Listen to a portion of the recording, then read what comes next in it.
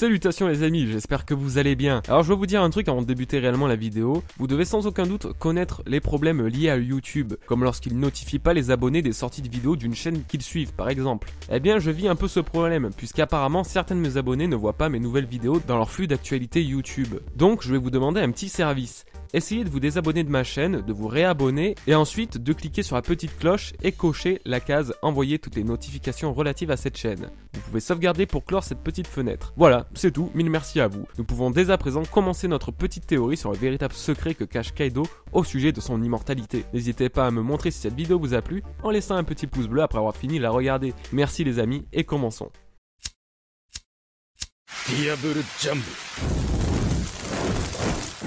Kaido a été introduit dans le manga comme étant LE personnage impossible à vaincre. Son palmarès de combat est d'ailleurs très impressionnant. Il a survécu à 18 captures, plus d'1 millier de tortures, 40 condamnations à mort, un saut depuis une île céleste et reste malgré tout ça en vie. Lorsqu'on voulait l'empaler, les lances se brisaient et quand on voulait le pendre, c'était les cordes qui rompaient. En bref, on comprend facilement que comparé à tous les autres pirates présentés dans One Piece, Kaido se démarque par sa force et sa résistance, le rendant même incomparable à Barbe Blanche qui était pourtant l'homme le plus fort du monde. Jusqu'à il n'y a pas si longtemps, j'ai toujours pensé que Kaido était vraiment immortel. Je n'arrivais pas vraiment à comprendre comment il a pu l'être et surtout pourquoi, mais c'était pour moi la seule raison valable. Il faut dire que c'est du jamais vu, un mec qui saute depuis une île céleste et n'en ressort qu'avec un mal de crâne, désolé mais il n'y a rien qui puisse expliquer une telle invulnérabilité. Alors là attention, il y a un petit spoil au sujet des pouvoirs de Big Mom, si vous n'avez pas lu le chapitre 859 et que vous détestez le spoil, évitez d'écouter même si c'est dommage. Donc je disais, depuis peu, une idée a commencé à germer dans ma tête. Suite au récent événement de l'Arc Whole Cake Island, je me suis dit que finalement,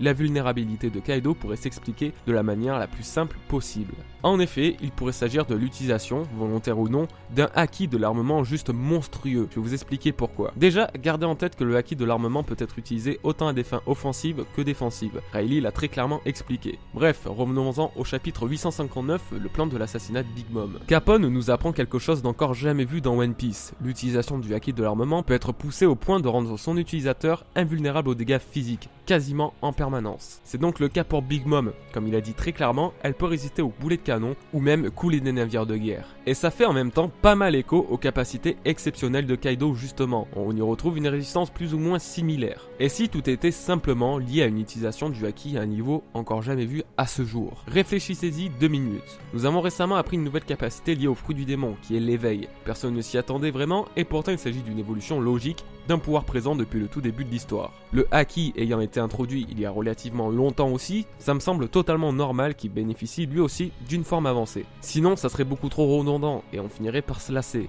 Voici donc ma théorie. Dans la hiérarchie de la piraterie, les empereurs sont au sommet. Il est tout naturel que ces derniers profitent d'un traitement spécial et que leur pouvoir soit incomparable à ceux que l'on a déjà pu voir. Barbe Blanche avait un fruit du démon capable de détruire le monde. Shanks le Roux a un haki des rois si écrasant qu'il en affecte l'environnement. Big Mom, elle, a une capacité défensive incroyable, un très grand réseau de connaissances, ainsi qu'un fruit du démon particulièrement puissant. On va pas parler de Barbe Noire, tout le monde connaît ses capacités. Mais Kaido, lui, est encore différent. Comme je le disais plus tôt, son introduction pose directement les bases et explique noir sur blanc qu'il est LA créature la plus forte du monde et nous fait aussi comprendre que sa résistance est inégalée et inégalable.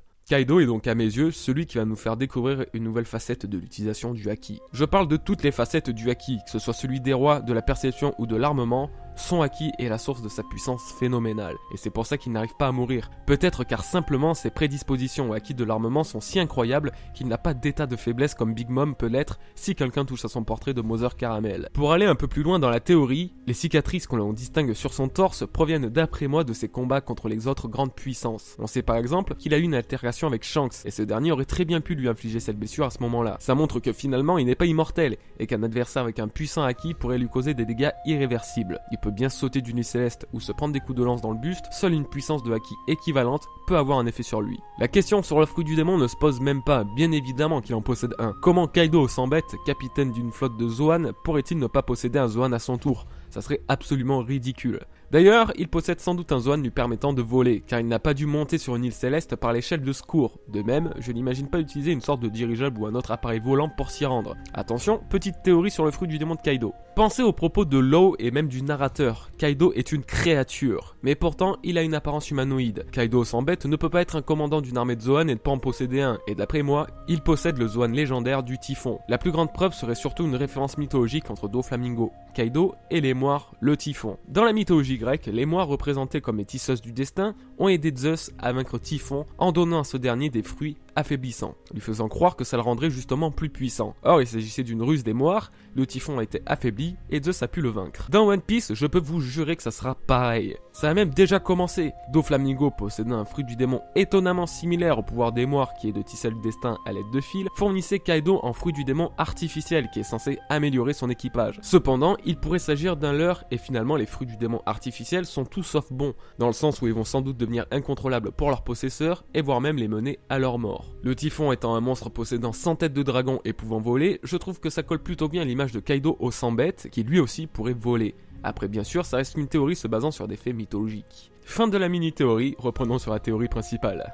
Du coup, vous vous demandez sans doute pourquoi Kaido ne saute pas dans l'eau pour se suicider. S'il possède un fruit du démon, c'est le moyen le plus radical. Eh bien, j'ai deux arguments. Kaido ne souhaite pas d'une mort banale, il veut du spectaculaire. Son saut d'une île céleste le prouve clairement. De plus, il dit vouloir créer la plus grande guerre imaginable et emporter le monde avec lui. Donc oui, il veut clairement être au centre de l'attention. Imaginez à quel point une mort de noyade pourrait être une humiliation pour lui. Et pour couronner le tout, je pense qu'il lui est impossible de se noyer, même s'il se jetait dans l'eau, car je soupçonne Kaido d'être un hybride, de posséder du sang d'homme-poisson. Cette particularité lui empêcherait donc de se noyer car tout naturellement, il pourrait respirer sous l'eau. Donc, il pourrait respirer sous l'eau mais ne pas être capable de nager, ça ferait de lui une enclume sombrant lentement dans les tréfonds des océans. Car au final, c'est ça le vrai problème des fruits du démon, l'incapacité de nager. Si l'être en question peut respirer sous l'eau, eh bien il n'a aucune raison de mourir, il peut juste plus nager. Je vais revenir sur un point que j'évoquais tout à l'heure sur ses blessures déjà apparentes. En effet, Kaido ne devrait pas avoir de cicatrices si absolument rien ne peut transpercer sa peau. Mais si le haki de l'armement est vraiment le secret de son invulnérabilité, dans ce cas-là, le haki de l'armement doit aussi être son point faible. Regardons le combat Zoro versus Pika. Pika se vantait de son haki de l'armement impénétrable et disait qu'aucun autre haki ne pouvait le transpercer. Cependant, Zoro avait un haki de l'armement encore plus puissant, donc c'est tout naturellement qu'il a pu briser celui de Pika et le vaincre. Pour Kaido, ça doit être pareil, l'adversaire qu'il a combattu devait avoir un haki de l'armement équivalent ou supérieur au sien, et de ce fait, il a subi une blessure. Et ce n'est pas pour rien que je parlais de Shanks tout à l'heure, je suis convaincu qu'il en est l'auteur, et ce pour plusieurs raisons. Il semble avoir un haki d'une puissance incroyable, que ce soit celui des rois ou celui de l'armement, il est sans aucun doute le plus puissant de tous les personnages que nous avons pu rencontrer. Shanks a déjà eu une altercation avec Kaido durant la guerre de Marineford, ça n'a pas été montré et on ne sait pas s'ils se sont battus, mais il pourrait très bien être à l'origine de cette cicatrice. Si tel est le cas, alors peut-être qu'il sera le seul capable de battre Kaido, ce qui laisse une option à une éventuelle alliance Luffy-Shanks pour vaincre l'empereur. On sait très bien que Luffy a l'intention de faire tomber tous les empereurs, Shanks compris, mais si Kaido est vraiment inaccessible et imbattable, une alliance avec le roux est envisageable. Car justement, les plans de Kaido pourraient nuire à Shanks d'une manière ou d'une autre. Quand on voit à quel point il était inquiet pour Ace et des répercussions de sa traque de Barbe Noire, on se doute bien qu'il ne laissera pas un empereur comme Kaido détruire le monde. Et ça me paraîtrait logique qu'il s'interpose entre Kaido et Luffy. Je ne pense pas que Luffy fera lui-même la démarche de demander l'aide à Shanks, c'est pas son genre. Mais en tout cas, ça serait le meilleur moment pour créer une alliance, car seul le roux pourrait être au niveau de Kaido. Et voilà les bros, c'est la fin de cette théorie et de cette vidéo. Désolé, je n'ai pas de chaîne à vous présenter cette fois-ci, mais promis, la semaine prochaine, je me rattrape. Je vous remercie d'avoir regardé la vidéo jusqu'au bout et je vous invite à laisser un petit pouce bleu si elle vous a plu. De même, n'hésitez pas à vous abonner si ce n'est pas encore fait. Merci à tous d'être encore si nombreux à me suivre et à très bientôt pour une nouvelle vidéo. Peace les amis.